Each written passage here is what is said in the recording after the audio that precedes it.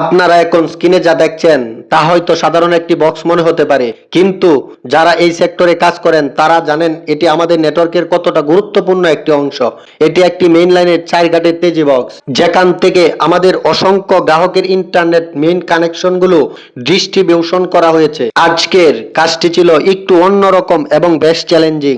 সাধারণত আমরা এই বক্সগুলো নিচে নামিয়ে আরামসে স্প্লাইসিং করি, কিন্তু এখানে ফাইবার অপটিক্যাল কেবলটি অনেক ছোট ছিল, যার কারণে তেজি বক্সটি নিচে নামানো মোটেও সম্ভব হচ্ছিল না। আমাদের সামনে তখন দুইটি পথ ছিল, হয় পুরা কেবল টেনে নতুন করে সেট করা, না হয় সেখানে ঝুলে কাজ করা।